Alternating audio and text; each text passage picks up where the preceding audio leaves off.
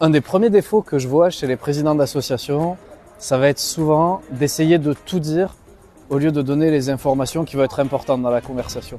Alors ça c'est normal, dans tous les métiers, il va y avoir un défaut principal en prise de parole. Les politiques par exemple, ils ont des prises de parole fluides et qui peuvent paraître agréables, mais qui sont souvent creuses. Les chercheurs, les experts techniques, c'est l'inverse. Ils ont des prises de parole intéressantes mais trop compliquées. Les présidents d'asso, ils donnent trop d'informations.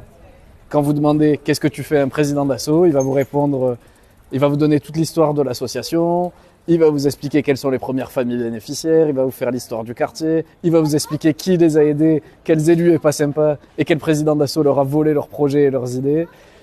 Bref, c'est beaucoup d'informations en réalité, et pour avoir une prise de parole qui soit intéressante pour l'autre personne, pour se mettre à la place de l'autre personne, vous pouvez essayer quelque chose à la place.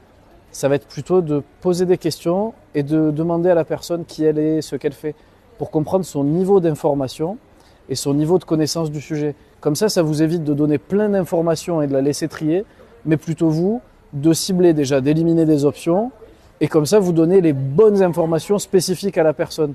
Une personne par exemple qui sait déjà ce que c'est que les quartiers nord, qui est déjà venu, ou qui a déjà travaillé en local, ou qui a déjà eu une asso, on lui parle pas pareil qu'à une personne qui connaît pas du tout le sujet. Voilà, donc l'idée ça va être de cibler et de donner des informations précises en ayant posé des questions avant.